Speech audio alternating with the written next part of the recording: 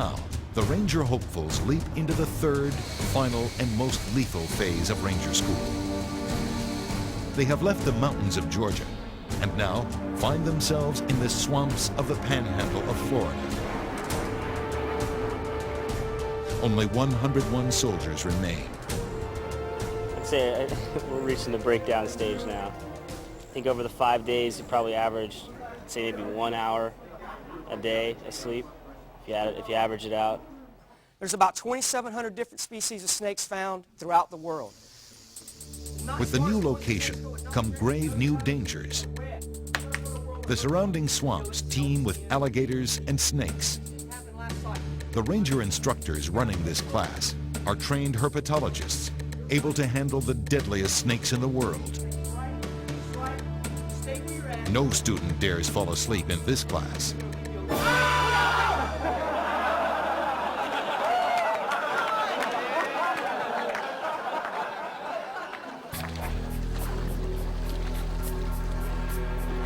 In the shaded bogs, the temperature can drop dramatically. Fighting the cold is a constant problem. In December of 1995, after a long night of patrolling in near freezing conditions, 4 Ranger students lost their lives to hypothermia.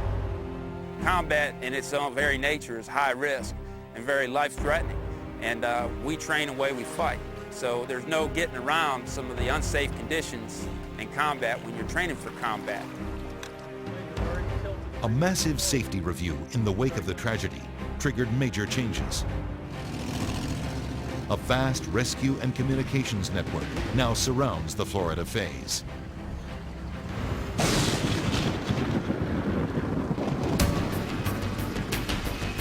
This final phase, like the others, is all about patrols.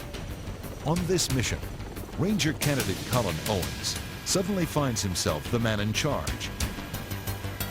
Having performed poorly while leading his first patrol, he needs to redeem himself if he wants to stay in this class. His challenge is to find a way to lead men who refuse to follow. The Blackhawks drop the platoon within 400 meters of the opposing force.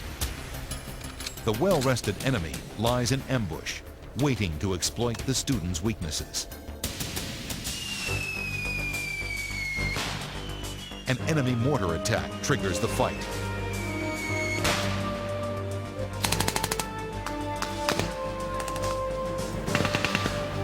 A smokescreen offers only momentary protection before the students begin to fall.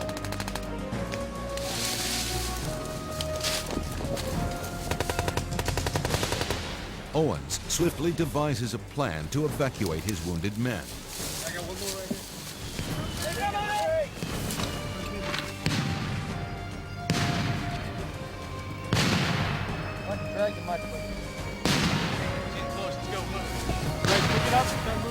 Under heavy barrage, Owens and his men head for the choppers. His decisive reactions save his platoon and earn them all high marks.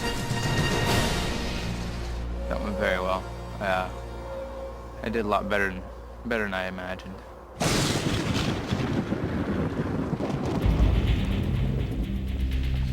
The next mission begins with a 2-hour raft trip.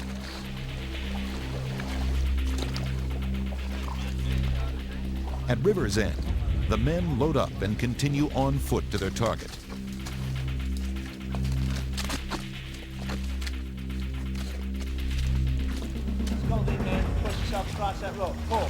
With the sun setting, the platoon is desperate to cross another river and stay on schedule.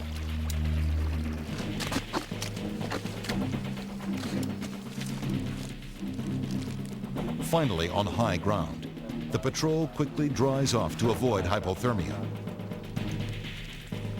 Ranger instructors give the tired students final orders.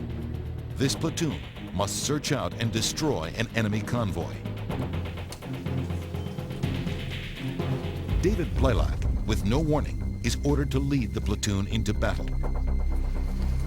Battered by the trek, many under Blaylock's command are walking zombies. For the platoon leader, with so much at stake, Their fatigue is infuriating. If you're not on a patrol and you're in a patrol base and you fall asleep on security, well, in a wartime environment, that's punishable by death. With their targets in view, the men finally muster the energy to attack.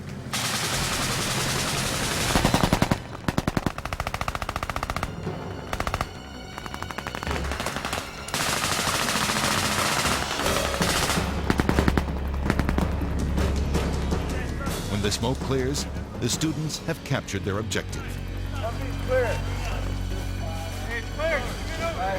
It looks like a success, but they won't know for sure until the instructors pass final judgment.